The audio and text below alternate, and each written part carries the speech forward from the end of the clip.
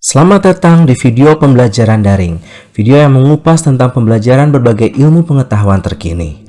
Teman-teman, sekarang ada di playlist pembelajaran manajemen strategi. Hari ini, saya akan menyampaikan sedikit materi tentang implementasi strategi. Di dalam proses manajemen strategi, harus ada translasi pemikiran strategis ke tindakan strategis. Translasi ini lebih mudah jika manajer dan karyawan dari perusahaan memahami bisnis, merasa menjadi bagian dari perusahaan, dan terlibat dalam aktivitas formulasi strategi yang akan berkontribusi untuk membantu kesuksesan organisasi. Tanpa pemahaman dan komitmen, usaha implementasi strategi akan menghadapi permasalahan besar. Perubahan di dalam organisasi datang melalui implementasi dan evaluasi, bukan melalui rencana. Konsep dan alat formulasi strategi tidak berbeda dalam organisasi kecil, besar, laba, dan nirlaba. Namun, implementasi strategi bervariasi secara substansial antara tipe dan ukuran organisasi. Implementasi strategi merupakan proses di mana manajemen berusaha mewujudkan berbagai strategi dan kebijakannya dalam tindakan melalui pengembangan program, rancangan anggaran, dan prosedur. Implementasi strategi mensyaratkan beberapa tindakan sebagai pengganti teritori penjualan, menambahkan departemen baru, mempekerjakan karyawan baru, mengubah strategi harga organisasi, mengembangkan anggaran keuangan, mengubah strategi iklan, dan sebagainya. Perlu diketahui bahwa aktivitas ini secara jelas berbeda antara organisasi manufaktur, jasa, dan pemerintah. Penentuan tujuan tahunan merupakan aktivitas desentralisasi yang secara langsung melibatkan semua manajer dalam organisasi. Partisipasi aktif dalam penentuan tujuan tahunan dapat menimbulkan komitmen dan penerimaan. Teman-teman dapat melihat beberapa alasan mengapa dilakukan penentuan tujuan tahunan pada slide PowerPoint berikut ini. Perlu diingat bahwa tujuan tahunan harus dapat diukur, konsisten, beralasan, menantang, jelas, dikomunikasikan dalam organisasi, dikarakteristikan berdasarkan dimensi waktu yang sesuai, dan disertai dengan penghargaan atau sanksi yang sesuai. Tujuan tahunan sebaiknya cocok dengan nilai yang dianut karyawan dan manajer, serta harus didukung melalui pernyataan yang jelas. Tujuan tahunan yang jelas tidak menjamin implementasi strategi yang sukses. Namun, tujuan tahunan meningkatkan kemungkinan bahwa tujuan personal dan organisasi dapat diselesaikan.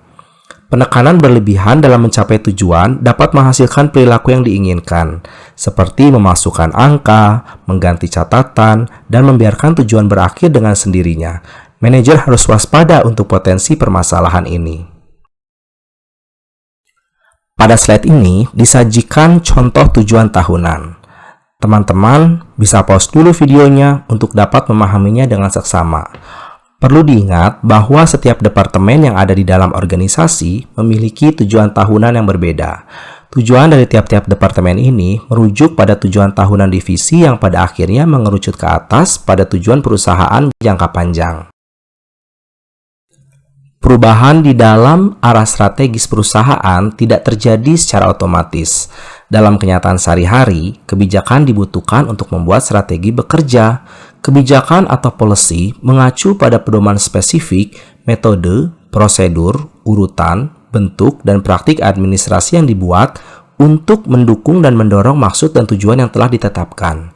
Kebijakan adalah instrumen untuk implementasi strategi. Berikut disajikan contoh kebijakan di dalam suatu organisasi. Teman-teman bisa pause dulu videonya untuk bisa memahami lebih seksama contoh kebijakan yang ada di slide ini. Alokasi sumber daya merupakan aktivitas sentral dalam manajemen yang memungkinkan pelaksanaan strategi. Di dalam organisasi yang tidak menggunakan pendekatan manajemen strategik untuk pengambilan keputusan, alokasi sumber daya seringkali berdasarkan faktor personal atau politik. Manajemen strategik membuat sumber daya dapat dialokasikan terkait dengan prioritas yang dibuat berdasarkan tujuan tahunan. Teman-teman bisa lihat di dalam slide pembelajaran kita ini ada beberapa tipe sumber daya. Yang pertama adalah sumber daya keuangan. Untuk membuat tujuan tahunan terrealisasi dengan baik, maka perlu dilakukan alokasi keuangan dengan baik. Jangan sampai tujuan tahunan tidak dapat terrealisasi karena keterbatasan kas yang ada di dalam perusahaan. Selanjutnya adalah sumber daya fisik.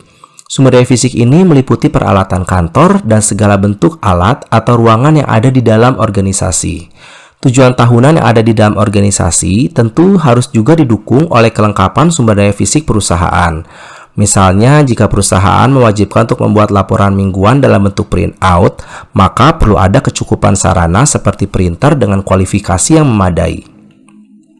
Selanjutnya, sumber daya manusia. Aset manusia merupakan aset yang tidak bisa diprediksi atau diperlakukan seperti aset mesin, sebab manusia memiliki perasaan dan setiap karyawan memiliki psikologi yang berbeda-beda, sehingga perlu pendekatan khusus untuk bisa mengoptimalkan sumber daya manusia. Sumber daya teknologi. Sumber daya ini merupakan salah satu penentu keberhasilan tujuan tahunan organisasi. Misalnya, jika suatu perusahaan tidak didukung oleh tingkat teknologi yang baik, maka kemungkinan besar aktivitas organisasi akan terhambat dan memiliki efektivitas dan efisiensi yang terbatas pula. Perbedaan satu organisasi dengan organisasi lainnya biasanya terlihat dari kapabilitas teknologi yang dimilikinya. Sebagai contoh, suatu perusahaan memiliki mesin robot canggih yang dapat membuat suatu produk.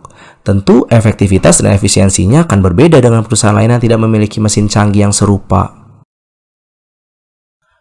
Konflik di dalam perusahaan biasanya terjadi karena adanya keterbatasan sumber daya.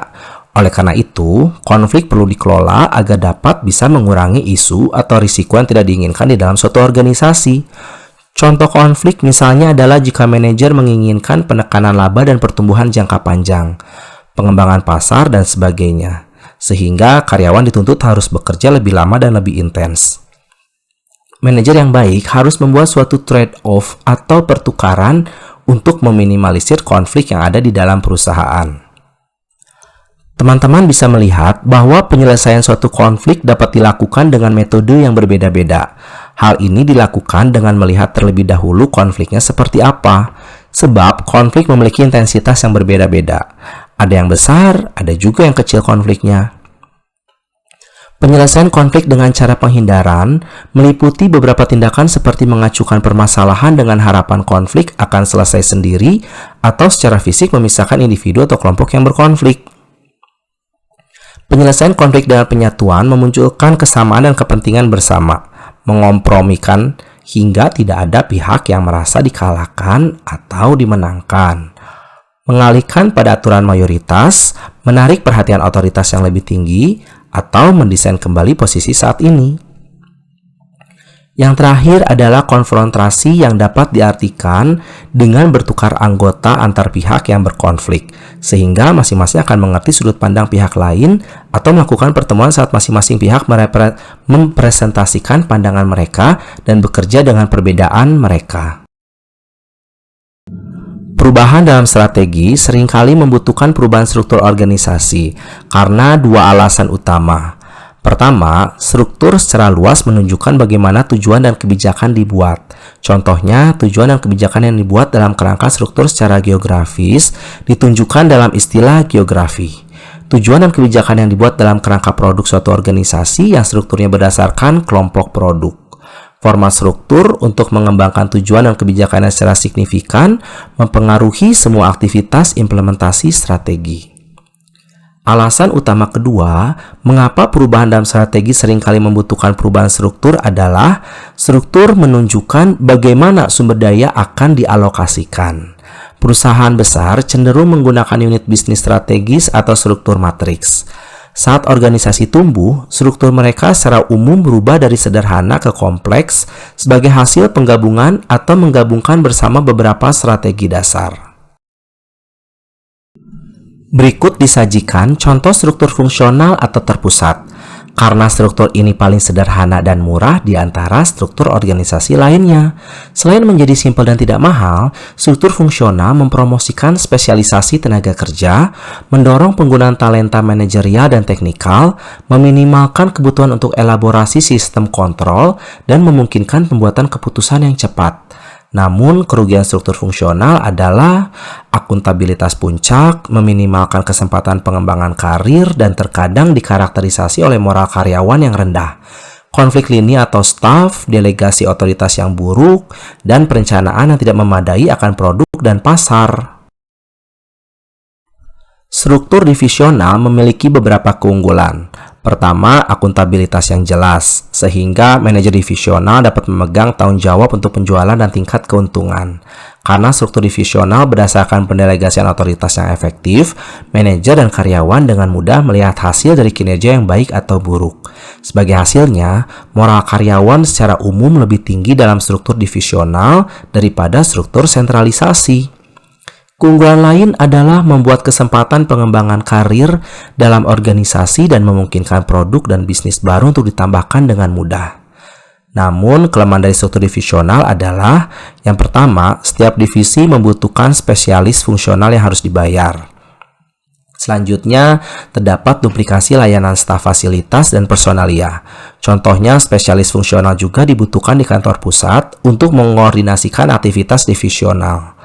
Ketiga, manajer harus bagus dalam memenuhi syarat karena desain divisional menghadapi delegasi otoritas. Individu dengan kualitas yang lebih baik mensyaratkan gaji yang lebih tinggi. Struktur divisional juga menjadi mahal karena membutuhkan elaborasi sistem kontrol pusat. Keempat, kompetisi antara divisi mungkin sangat ketat yang dapat membuat disfungsional dan mengarahkan pada terbatasnya pembagian ide serta sumber daya untuk kebaikan umum perusahaan. Struktur matriks adalah yang paling kompleks dari semua desain struktur organisasi yang ada. Karena struktur matriks ini bergantung pada aliran vertikal dan horizontal dari otoritas dan komunikasi. Meski kompleks, struktur matriks secara luas digunakan dalam banyak industri, termasuk konstruksi, pelayanan kesehatan, penelitian, dan pertahanan. Keuntungan struktur matriks adalah tujuan proyek yang jelas. Ada banyak saluran komunikasi, pekerja dapat melihat hasil pekerjaan mereka dan menghentikan proyek dapat dilakukan dengan relatif mudah. Keuntungan lain adalah memfasilitasi penggunaan personel terspesialisasi, peralatan, dan fasilitas. Teman-teman bisa melihat contoh struktur organisasi koperasi.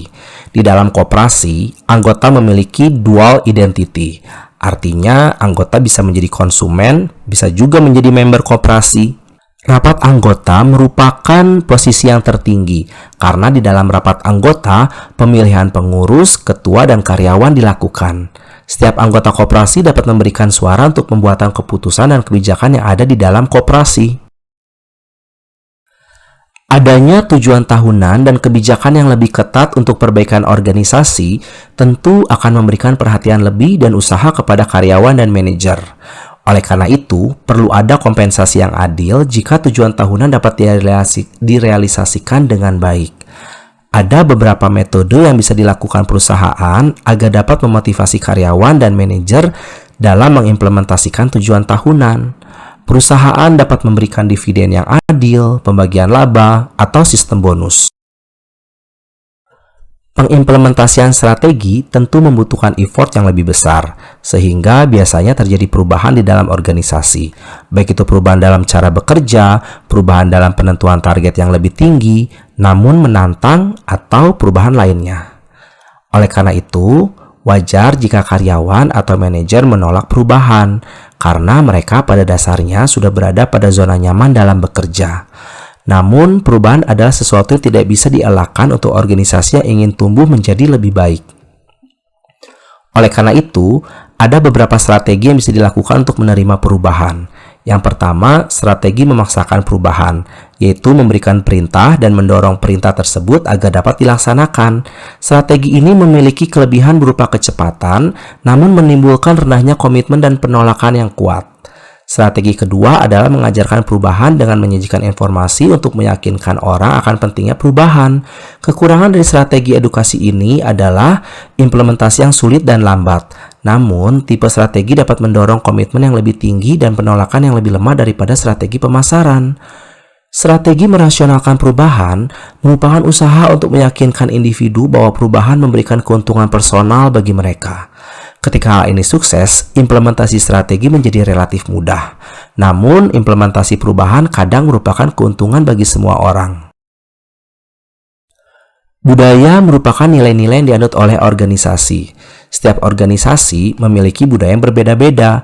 Contohnya di dalam organisasi pendidikan, seperti universitas, dosen, atau pengajar, wajib menggunakan pakaian rapi dan sopan ketika bekerja. Namun, jika kita pergi ke perusahaan pembuatan aplikasi atau desain website, kita mungkin bisa menemui karyawan yang menggunakan celana pendek saat bekerja di kantor. Untuk memahami budaya secara lebih mendalam, kawan-kawan bisa menonton video dengan judul Budaya Mutu atau Budaya Kualitas pada playlist Manajemen Mutu. Perusahaan harus memperhatikan kesejahteraan karyawannya, karena karyawan memiliki peran sentral dalam kesuksesan implementasi strategi. Oleh karena itu, perusahaan bisa memberikan kebijakan terhadap karyawan agar mereka nyaman saat bekerja. Contohnya adalah pemberian cuti tambahan jika suatu rencana strategis berhasil dilaksanakan. Kemudian, ada work-life balance yang artinya keseimbangan antara pekerjaan dan kehidupan sehari-hari. Contohnya, karyawan wanita mungkin memiliki keluarga dan anak, sehingga memiliki peran sebagai seorang ibu. Sebelum pergi ke kantor, bisa saja karyawan ini mengantarkan anaknya dulu ke sekolah, sehingga datang ke kantor terlambat. Perusahaan harus peka terhadap kebutuhan karyawan, sehingga karyawan tetap merasa nyaman ketika bekerja.